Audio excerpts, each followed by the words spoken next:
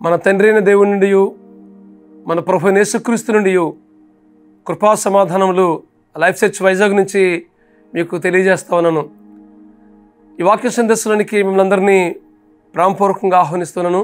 ఈరోజు యెషయా గ్రంథం 49వ అధ్యాయం 25వ వచనం చదువుకుందాం.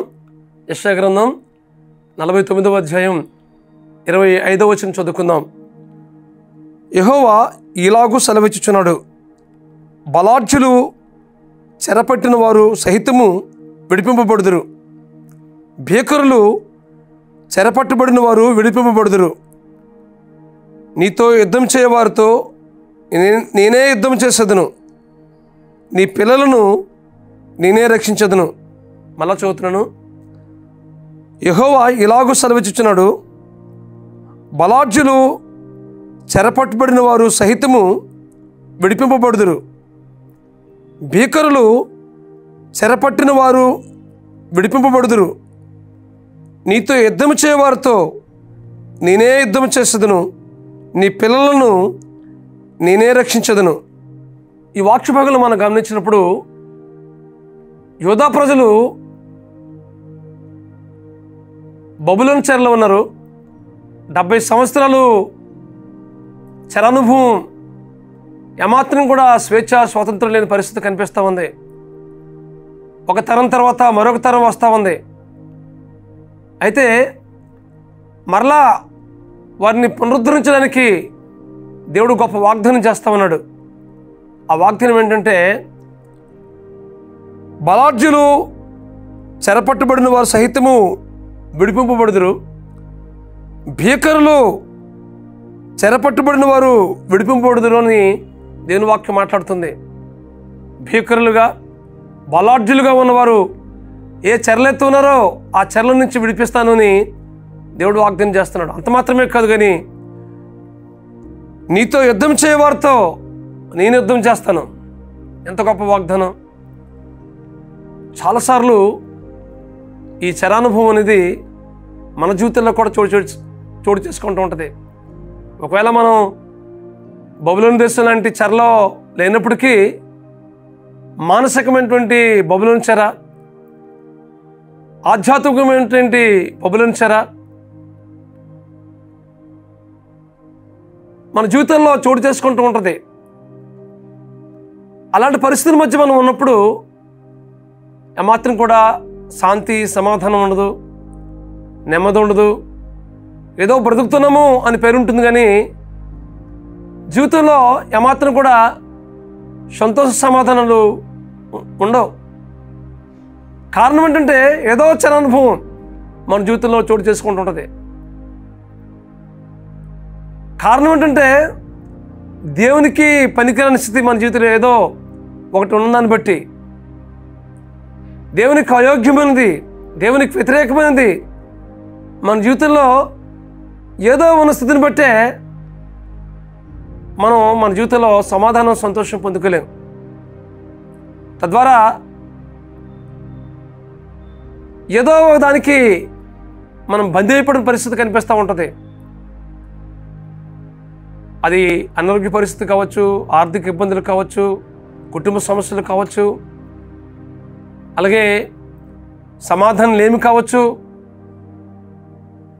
మానసికమైన కృంగుదల కావచ్చు, అప్పుల సమస్య కావచ్చు. ఏదైనప్పటికీ ఆ చెరానుభవాన్ని దేవునికి అప్పగిస్తే దేవుడు మీ జీవితంలో గొప్ప విడుదల కలిగించాలని ఆశపడుతున్నాడు. అది భీకరమైనప్పటికీ, అది బలమైనదైనప్పటికీ, అలాంటి అది చెరానుభవమైనా మీ జీవితంలో ఉన్నప్పటికీ వాటి నుంచి విడిపించాలని దేవుడు ఇష్టపడుతున్నాడు. కొంతమంది జీవితంలో భీకరంగా ఉంటాయి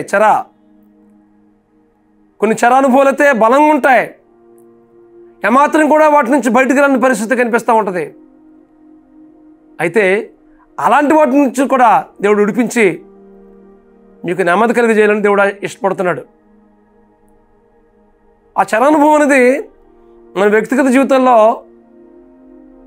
ఏదో అది మనకు తెలుస్తుంది, దేవునికి మనకు మాత్రమే తెలుస్తుంది ఆ విషయం. అది దేవుని సన్నిధికి వెళ్ళి మనం తేటగా తెలియపరిచినప్పుడు వాటి నుంచి గొప్ప విడుదల కలుగు చేస్తాడు. ఇక్కడ దేవుని వాక్యం మనం గమనించినప్పుడు నీతో యుద్ధం చేయవారితో నేను యుద్ధం చేస్తాను అంటున్నాడు. మన హృదయాల్లో ఎన్నో యుద్ధాలు ఉంటాయి, ఎవరికి చెప్పలేని యుద్ధాలు, ఎవరితో పంచుకోలేని యుద్ధాలు. ఒకవేళ ఆ సమస్యను, ఆ పరిస్థితిని ఎవరికైనా చెబితే చులకనగా చూస్తారేమో అని, అవమానపరుస్తారేమోనని చెప్పుకోలేని పరిస్థితులు ఎన్నో ఉంటాయి. అయితే అలాంటి పరిస్థితుల్ని దేవునికి అప్పగిస్తే నీ యుద్ధములు ఆయన చేస్తాడు. నీతో యుద్ధం చేయవారితో నేను యుద్ధం చేస్తాను అంటున్నాడు. అది మానసికమైన యుద్ధం కావచ్చు, శారీరకమైన యుద్ధాలు కావచ్చు. మీ జీవితాల్లో ఒక్కొక్క వ్యక్తిలో జరిగిన యుద్ధాలంట ప్రపంచంలో ఎంతవరకు జరిగిన యుద్ధాల కన్నా ఒక వ్యక్తిలో జరిగిన యుద్ధాలు ఎన్నో రెట్లు గొప్పవని ఒక సేవకుడు చెప్పాడు.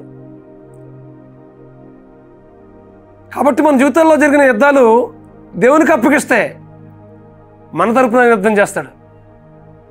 మన జీవితంలో అది ఎంత జయించిన పరిస్థితి అయినప్పటికీ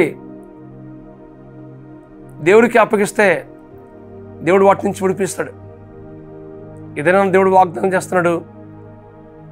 నీ శత్రువు ఎంత భీకరమైనప్పటికీ, ఎంత బలమైనప్పటికీ, నువ్వు జయించలేకున్నా, నిన్ను చెరలోనికి నెట్టిపోయే పరిస్థితి ఏదైనప్పటికీ వాటి నుంచి విడిపించాలని దేవుడు ఇష్టపడుతున్నాడు.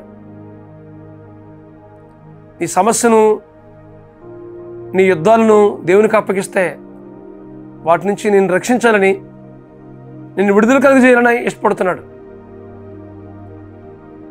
అంత మాత్రమే కాదు కానీ ఆ చివరి వాక్య భాగాలు మనం గమనించినప్పుడు నీ పిల్లలను నేనే రక్షించిందని నేను దేవుని వాక్యం మాట్లాడుతుంది. కొన్నిసార్లు మన జీవితంలో చరానుభవం లేకపోవచ్చు, కొన్నిసార్లు మన జీవితంలో యుద్ధం లేకపోవచ్చు, కానీ మన బిడ్డల జీవితంలో అలాంటి అనుభవాలు ఉంటుంటాయి. వాటిని కూడా దేవునికి అప్పగిస్తే దేవుడు వాటి నుంచి రక్షిస్తాడు. అదే పరిస్థితులతో, ఏ సమస్య, ఏ శోధనో, ఏ గలిబిలో మీ జీవితంలో చోటు చేసుకుందో వాటన్నిటినీ దేవునికి అప్పగిస్తే వాటన్నిటి నుంచి విడిపిస్తాడు. కాబట్టి ఈ వాక్యం ద్వారా దేవుడు నేరుగా ఈ దినాన మనతో కూడా మాట్లాడుతున్నాడు. ఆ దినాన బబులోను దేశంలో ఉన్న యోధా ప్రజలతో మాట్లాడిన దేవుడే ఈ దినాన ఏ చరానుభవం గుండా మనం నడిపించబడుతున్నామో, ఏ చరానుభవం నుండి మనం విడిపించబడలేక శాంతి సమాధానం లేక ఉన్నామో, అలాంటి పరిస్థితి అంతటిని దేవునికి అప్పగిస్తే దేవుడు వాటి నుంచి విడిపించాలని దేవుడు ఇష్టపడుతున్నాడు. కాబట్టి ప్రభుకి మన సమస్యను అప్పగిద్దాం. మన యుద్ధాలన్నీ దేవుడు చేయాలని ఇష్టపడుతున్నాడు. దేవుడే మన యుద్ధాలు చేస్తే అంతకన్నా గొప్ప జయం మన జీవితంలో ఇంకేముంది? మన జీవితంలో గొప్ప జయం పొందుకుంటాం. కాబట్టి మీ యుద్ధాలు మీరు చేసి ఓడిపోయినట్లయితే మీ తరపున యుద్ధం చేయడానికి మన దేవుడు ఉన్నాడు. కాబట్టి మన దేవునికి మన ప్రతి సమస్యను అప్పగిద్దాం, మన ప్రతి ప్రతికూలతను అప్పగిద్దాం. దాని నుంచి మీకు గొప్ప జయం ఇవ్వడంలో పరిశుద్ధాత్మ దేవుడు మీకు సహాయం చేసి నడిపించును గాక. ప్రార్థన చేసుకుందాం. బ్రహ్మస్వరూపుడా, మహాకృపగల మా తండ్రి, మా ప్రియుల జీవితంలో భీకరమైన, బలార్జమైన చరానుభవాలు ఏదైతే ఉందో ప్రభువా, వాటన్నిటి నుంచి విడిపించవలసిందిగా ప్రార్థిస్తున్నాం ప్రభువా. అయినా మా తరపున యుద్ధం చేసే దేవుడు ప్రభువా, మీ యుద్ధాలు నేను చేస్తానని వాగ్దానం చేస్తాం ప్రభువా. ప్రభువా, వాటన్నిటిని మీకు అప్పగిస్తున్నాం ప్రభువా. మా యుద్ధాలు జరిగించేవాడు, మా యుద్ధాలపై జయమిచ్చేవాడు నైనా మీ గొప్ప నామానికి స్తోత్రాలు చెల్లిస్తున్నాం ప్రభువా. మా ప్రియుల్లో ఏ విషయంలో సమాధానం లేకుండా, శాంతి లేకుండా, కృంగుదలకు, అసమాధానానికి గురవుతున్నారో వాటన్నిటి నుంచి విడిపించి వారి జీవితంలో గొప్ప నెమ్మది పొందుకున్న కృప చూపించవలసిందిగా ప్రార్థిస్తున్నాం ప్రభువా. అలాగే మా బిడ్డల జీవితంలో కూడా ప్రభువా, ఏ ప్రతికూలత అనుభవం ఉందో ప్రభువా, వాటన్నిటి నుంచి విడుదల చేయవలసిందిగా ప్రార్థిస్తున్నాం ప్రభువా. ఆ కుటుంబాల్లో, మా వ్యక్తిగత జీవితాల్లో మీ శాంతిని, మీ సమాధానం అనుగ్రహించి మా జీవితాల ద్వారా మీరు మహిమ పొందమని ప్రార్థిస్తూ మీ కృపగల హస్తానికి మాకు అప్పగించుకుంటూ మా ప్రభువును, మీ ప్రియ కుమారుడును, మా రక్షకుడునైనా యేసుక్రీస్తు నామములో ప్రార్థన చేస్తున్నాం తండ్రి. ఆమేన్, ఆమేన్, ఆమేన్. God bless you friends. Have a wonderful day. దేవుడు మిమ్మల్ని విడిపించి జయమిచ్చును గాక. God bless you.